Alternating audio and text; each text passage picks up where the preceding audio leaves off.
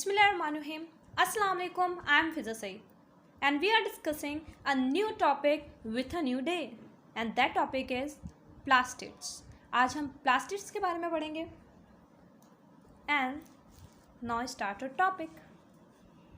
plastids हैं क्या? plastids एक प्रोटोप्लाज्मिक डबल मेम्ब्रेनस स्ट्रक्चर है, यानी कि ये डबल मेम्ब्रेन बाउंड स्ट्रक्चर होता है. इसका फंक्शन क्या है? इसके दो फंक्शंस हैं. जो प्लास्टिड्स होते हैं these are chemical synthesizers and storage bodies, यानी कि ये स्टोरेज का काम भी करते हैं और केमिकल सिंथेसाइज भी करते हैं.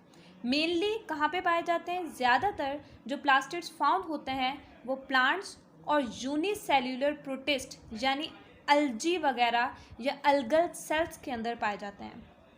डिवीज़न किस बेसिस पे होती है, यानी कि प्लास्टिड्स की जो डिवीज़न हो रही है वो किन बेसिस पे हो रही है? So it is presence and absence, ठीक है, टाइप्स ऑफ पिगमेंट्स पर, यानी कि पिगमेंट्स प्रेजेंट हैं या एब्सेंट हैं, या कौन से टाइप्स ऑफ पिगमेंट्स हैं, and on the stages of development, या फिर स्टेजेस ऑफ डेवलपमेंट पर प्लास्टिड्स की डिवीज़न होती है. यानी कि डिवीज़न ऑफ प्लास्टिड्स जो है वो प्रेजेंस, एब्सेंस या टाइप्स ऑफ पिगमेंट्स, यानी कि या तो प्रेजेंस है पिगमेंट्स की या एब्सेंस है, या कौन से टाइप्स ऑफ पिगमेंट्स हैं, या on the stages of development, यानी कि प्रोप्लास्टिड है कि अर्ली प्लास्टिड्स हैं, ठीक है ना. उन बेसिस पर स्टेजेस ऑफ डेवलपमेंट पर प्लास्टिड्स को हम क्लासीफाई करते हैं, ठीक, डिवाइड करते हैं. सो डिवीज़न बेसिस के मुताबिक ये 4 टाइप्स हैं: proplastids, leucoplast, chromoplast and chloroplast. Proplastids कौन से प्लास्टिड्स होते हैं? So these are colourless. ये कलरलेस प्लास्टिड होते हैं like that of the leucoplast, और ये डबल मेम्ब्रेन बाउंड स्ट्रक्चर होते हैं प्रोप्लास्टिड. प्रोप्लास्टिड कौन से प्लास्टिड होते हैं? So these are young, immature and dividing cells. ये जो सबसे पहले जो प्लास्टिड्स की फॉर्म बनती है these are young plastids and immature plastids. वो जो इमेच्योर प्लास्टिड्स होते हैं दीज आर प्रोप्लास्टिड्स, वो प्रोप्लास्टिड्स कहलाते हैं. डिवाइडिंग इन मेरिस्टेमेटिक सेल्स. प्रोप्लास्टिड्स जो होते हैं वो मेरिस्टेमेटिक सेल्स में पाए जाते हैं जो कि डिवाइड करते हैं और उनसे नए सेल्स प्रोड्यूस होते हैं. डिवाइड टू सेल्स, याद रखिए प्रोप्लास्टिड्स क्योंकि ये अर्ली प्लास्टिड्स हैं, सो ये आगे जाके और प्लास्टिड्स फॉर्म करते हैं. और ये कौन से फॉर्म करते हैं प्लास्टिड्स? सो ये 2 टाइप ऑफ प्लास्टिड्स फॉर्म करते हैं. These are leucoplast and chloroplast. यानी कि प्रोप्लास्टिड अर्ली प्लास्टिड्स हैं जिनमें बाद में इनसे ही निकलेंगे लीकोप्लास्ट और क्लोरोप्लास्ट.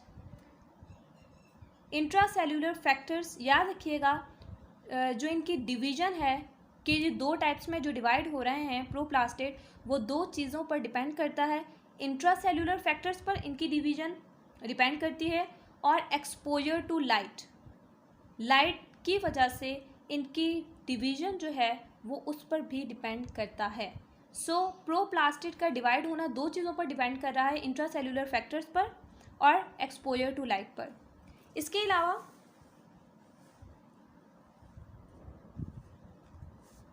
इनके पास स्ट्रोमा मौजूद होता है प्रोप्लास्टिड्स के पास, जो कि अर्ली प्लास्टिड्स होते हैं. अब हमने प्रोप्लास्टिड्स पढ़ लिया और हमने बोला कि प्रोप्लास्टिड्स डिवाइड होकर क्लोरोप्लास्ट और लीकोप्लास्ट की फॉर्मेशन करता है, ठीक है. सो हम सबसे पहले क्लोरोप्लास्ट पढ़ेंगे. क्लोरोप्लास्ट क्या है? क्लोरोप्लास्ट के पास अपना डीएनए और आरएनए मौजूद होता है. दैट्स वाई ये सेल्फ रेप्लिकेटिंग होता है. ज़रूरी नहीं है कि जब सेल रेप्लिकेट करे तो ही क्लोरोप्लास्ट भी रेप्लिकेट करे. ये खुद भी रेप्लिकेट कर सकता है चाहे उस वक्त सेल रेप्लिकेट करे या ना करे.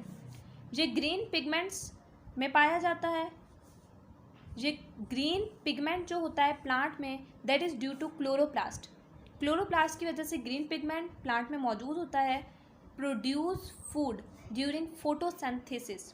और क्लोरोप्लास्ट ही फूड प्रोड्यूस करता है. जब सनलाइट लीफ पर पड़ती है तो उसमें क्लोरोप्लास्ट मौजूद होता है because of their green colour, तो जिसकी वजह से ये फूड प्रोड्यूस करता है ड्यूरिंग फोटोसिंथेसिस.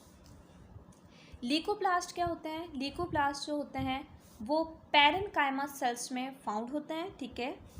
ये फाउंड कहाँ होंगे? ये फाउंड होंगे रूट्स में, स्टेम में एंड सीड्स में. इनका मेन फंक्शन क्या है? सो ल्यूकोप्लास्ट का मेन फंक्शन है स्टोरेज। ये स्टोर करते हैं। ये क्या क्या स्टोर करते हैं? ये स्टार्च, लिपिड, प्रोटीन, तीनों चीज़ें स्टोर करते हैं। अगर ये स्टोर करेंगे starch, so they are called the amyloplast. अगर ये स्टोर करें lipid, these are called elaioplast. और अगर ये प्रोटीन स्टोर करते हैं, then these are called the proteinoplast. So याद रखिएगा, ये बहुत इंपॉर्टेंट पॉइंट है। Leucoplast like that of the proplastids, these are colourless. Leucoplast colourless होते हैं, जबकि क्लोरोप्लास्ट इन ग्रीन कलर थे। क्रोमोप्लास्ट की बात करें तो क्रोमोप्लास्ट जो होते हैं, इनके पास सारे कलर मौजूद होंगे एक्सेप्ट ग्रीन। ठीक है, ये कहाँ फाउंड होते हैं? पेटल्स, फ्लावर्स एंड फ्रूट्स पर क्रोमोप्लास्ट पाया जाता है। फंक्शन इसका पॉलिनेशन में मदद करता है, क्योंकि अगर आपने देखा हो कि फ्लावर्स वगैरह जो होते हैं उन पर रेड कलर, ऑरेंज कलर, इस तरीके के कलर्स मौजूद होते हैं जो इंसेक्ट्स को अट्रैक्ट करते हैं और उसकी वजह से पॉलिनेशन होती है। सो क्रोमोप्लास्ट की वजह से पॉलिनेशन में हेल्प करता है, पॉलिनेशन होती है क्रोमोप्लास्ट की वजह से। Having all colours other than green, सारे कलर मौजूद होंगे, ग्रीन मौजूद नहीं होगा।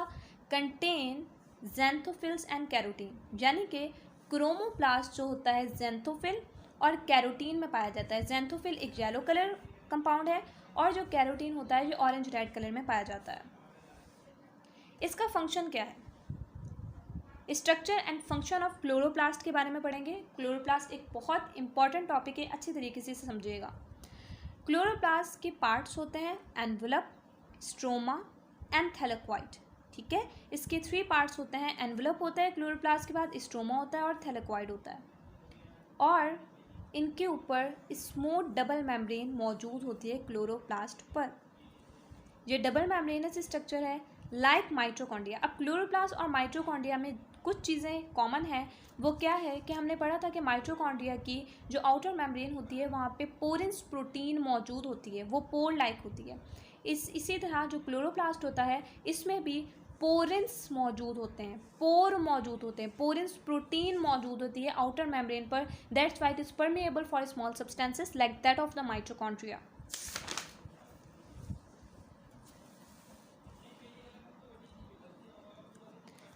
जो आउटर मेम्ब्रेन होती है, अभी मैंने आपको बताया कि आउटर मेम्ब्रेन पर क्या चीज़ मौजूद होगी? पोरेन प्रोटीन मौजूद होगी, पोर्स होंगे, that's why it is permeable to small substances.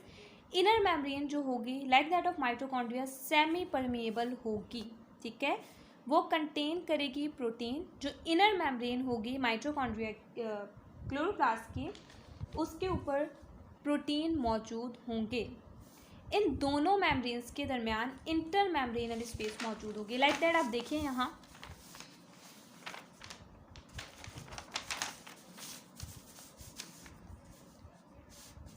अगर ये क्लोरोप्लास्ट है, क्लोरोप्लास्ट भी एक डबल मेम्ब्रेन बाउंड ऑर्गेनेल ही है, जैसे कि हमने न्यूक्लियस में ये पढ़ा था। और ये देखिए, ठीक है, इसके दरमियान जो स्पेस है, ये दोनों के दरमियान जो स्पेस है, that is called the inter membranal space. ये इंटर मेम्ब्रेनल स्पेस कहलाएगी। आउटर मेम्ब्रेन जो होगी इस पर पोरिन प्रोटीन मौजूद होगी, जिसकी वजह से सारे जो भी सब्सटेंसेस होंगे वो इजीली परमेएबल होंगे यहाँ से। जबकि जो इनर होगी इस पर भी प्रोटीन मौजूद होगी, लेकिन जो इनर मेम्ब्रेन जो है वो सेमी परमेएबल है। ग्राउंड मास स्ट्रोमा कलरलेस। अब देखिए इसमें फ्लड मौजूद होगा। ठीक है,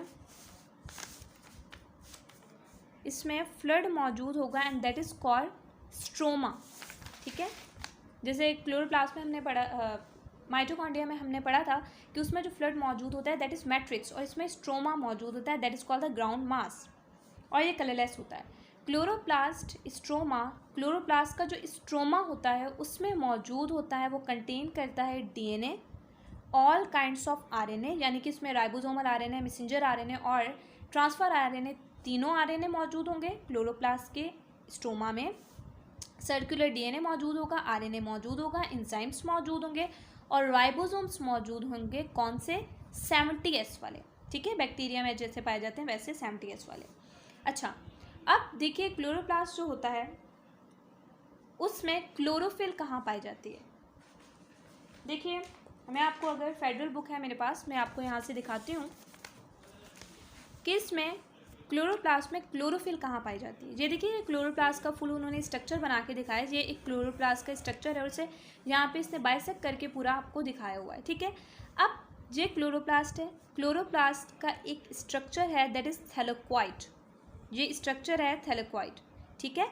ये जो थैलेक्वाइड है क्लोरोप्लास्ट में, इस पे ही क्लोरोफिल पाया जाएगा, जिसकी वजह से ग्रीन नज़र आ रहा है। ये आपको इसलिए ग्रीन नज़र आ रहा है, ठीक है। अब क्लोरोफिल प्रेजेंट कहाँ होता है, थैलेक्वाइड में प्रेजेंट होता है। थैलेक्वाइड क्या है, that is a flattened sac like double membranous structure. जैसा कि मैंने आपको दिखाया कि ये एक फ्लैटेंड डबल मेम्ब्रेनस स्ट्रक्चर है जहाँ पे क्लोरोफिल मौजूद है, उसी की वजह से ग्रीन है। देन थैलेक्वाइड जो होता है वो 2 टाइप्स का होता है, ठीक है। कुछ स्मॉलर थैलेक्वाइड होते हैं और कुछ लार्जर थैलेक्वाइड होते हैं। जो स्मॉलर थैलेक्वाइड हैं वो 25 to 50 smaller thylakoid 25 to 50 stack together होते हैं, एक दूसरे से जुड़ते हैं और ग्रेनम बनाते हैं। देखिए मैं आपको डायग्राम से समझाती हूँ। ये स्मॉलर थैलेक्वाइड है, देखिए ये लार्जर थैलेक्वाइड है और ये है स्मॉलर थैलेक्वाइड। अगर आपको डायग्राम सही से नज़र आ रही हो तो ये देखिए ये क्या है, स्मॉलर थैलेक्वाइड है जो कि सेंटर स्टैक लाइक स्ट्रक्चर है। सारे स्टैक लाइक स्ट्रक्चर जुड़ता है, जिसके नतीजे से स्मॉलर थैलेक्वाइड जब 25 to 50 जुड़ते हैं, उसके नतीजे में क्या बन जाता है, ग्रेनम की फॉर्मेशन हो जाती है। सो थैलेक्वाइड मिलके ग्रेनम बनाता है, ठीक है। ईच क्लोरोप्लास्ट 40 to 60 ग्रेनम, यानी कि एक क्लोरोप्लास्ट में 40 से 60 ग्रेनम मौजूद होते हैं, ठीक है। स्मॉलर थैलेक्वाइड, अच्छा देखिए मैंने बताया आपको स्मॉलर थैलेक्वाइड होता है और लार्जर थैलेक्वाइड होता है। जो स्मॉलर थैलेक्वाइड होता है जो 25 to 50 मिलके ग्रेनम बना रहा है, वो फोटोसिंथेटिक पिगमेंट्स कंटेन करता है, यानी इसके पास क्लोरोफिल मौजूद होगा जो कि एक फोटोसिंथेटिक पिगमेंट है। जबकि लार्जर थैलेक्वाइड का क्या फंक्शन है, लार्जर थैलेक्वाइड कहलाता है इंटरग्रेना। वो इंटरग्रेना कहलाता है, जिसका काम क्या है, जिसका काम है connect granum. So smaller thylakoid photosynthetic pigment contain करता है, जिसकी वजह से फोटोसिंथेसिस में मदद करेगा। जबकि लार्जर थैलेक्वाइड जो होगा वो इंटरग्रेना यानी कि ग्रेनम को कनेक्ट करने का काम करेगा, ठीक है। क्लोरोप्लास्ट क्या है, साइट ऑफ फोटोसिंथेसिस, ठीक है। साइट ऑफ फोटोसिंथेसिस है क्लोरोप्लास्ट। लाइट डिपेंडेंट रिएक्शन, अब देखिए क्लोरोप्लास्ट में लाइट डिपेंडेंट रिएक्शन भी होते हैं, लाइट इंडिपेंडेंट रिएक्शन भी होते हैं। जो लाइट डिपेंडेंट रिएक्शन होते हैं एटीपी प्रोडक्शन होती है उनमें, ठीक है। लाइट डिपेंडेंट रिएक्शन जो होते हैं वो टेक्स प्लेस एट थैलेक्वाइड होते हैं, ठीक है। ये फेडरल बुक की लाइन है, इसमें 2 जगह लिखा हुआ है फेडरल बुक में, हम आगे जाके पढ़ेंगे तो वहाँ लिखा हुआ है light dependent reaction takes place at thylakoid, और यहाँ लिखा हुआ है light dependent reaction takes place at grana. ये भी फेडरल बुक की लाइन है, बट अगर आपके पास या कभी भी क्वेश्चन आ जाए तो आपने लगाना है light dependent reaction takes place at thylakoid, ठीक है। थैलेक्वाइड ऑप्शन ना हो तो ग्रेना लगाना, ठीक है। So light dependent reaction takes place at grana, जिसके नतीजे पे एटीपी प्रोडक्शन होती है। लाइट इंडिपेंडेंट रिएक्शन, जिसमें लाइट की ज़रूरत हो या ना हो, लाइट हो या ना हो, light independent reaction takes place हो सकता है। इसमें कार्बन डाइऑक्साइड की प्रोडक्शन होता है, ठीक है, और ये स्ट्रोमा में टेक्स प्लेस होती है, जिसमें कार्बन डाइऑक्साइड प्रोड्यूस होता है और कार्बन डाइऑक्साइड रिड्यूस होकर कार्बोहाइड्रेट्स में प्रोड्यूस होता है, ठीक है, प्रोड्यूस करता है कार्बोहाइड्रेट्स।